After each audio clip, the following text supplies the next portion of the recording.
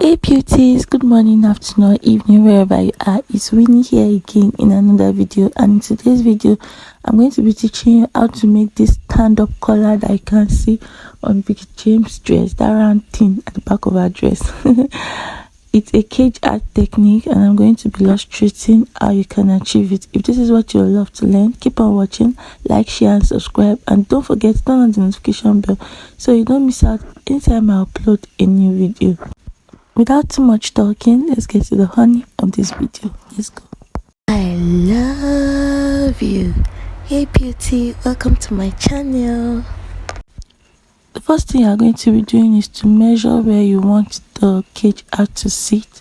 For us, it was sitting about 6 inches above the hip line, and you're going to measure from there. So let's assume that that part of my mannequin is the head, and it was higher than her head. So you're going to measure from that point where you want it to start to wherever you want it to stop, higher than your head, and that is what you are going to be using to cut. So let's move to the cutting table. So now this is the pattern paper I'm going to be using. I'm just going to do a miniature kind of illustration for you to understand it. So you're going to fold your pattern paper into two, like so. Like you want to cut a full circle peplum, then you're going to fold it into two again, like this. So you're folding it into four, just like we are cutting a full circle peplum. And then you're going to measure from the tip of that peplum, the folded part, the four-fold part, what you've measured, that length that you measured on your customer or the mannequin, you're going to use it. But because this paper is very short, I'm just using 12 inches. So let's assume 12 inches is the 22 inches or 25 inches that we wanted originally. And then you're just going to mark that all round. It's as simple as that. There's no calculation to this.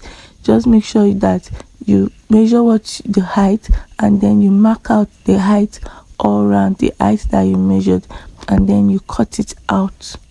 I hope you understand. Whatever you measured earlier is what you are going to be measuring on this paper, and then by the time you open it up, it's going to give you a full circle like this.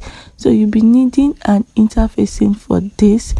You are going to use this hard stay, or you can use crinoline mesh, and then you are also going to be needing boning. You're going to attach some boning channels to this, and after cutting this on your fabric, you're going to double it so that it can have both the lining and the main fabric. So now after that is done on your fabric and you've placed your stay on it, your interfacing and on it, you're going to make pleats like this. The way I'm making it, you're going to make pleats like this, and that place that the pleats forms, you're going to put your boning on it. Any kind of boning, you can use your original bone or any kind of boning that you have. That is going to give it more structure.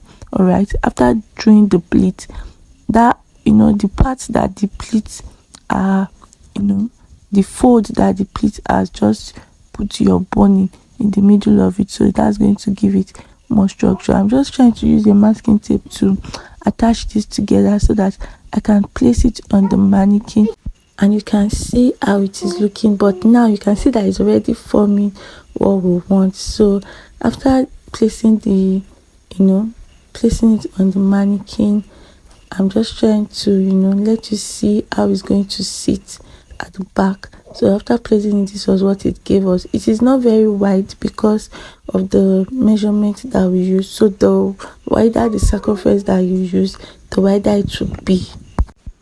Thank you guys for watching. I hope this was helpful. If it was, drop your thoughts in the comment section down below. Till I see you in the next tutorial, I want you to know that I love you and I care. Bye.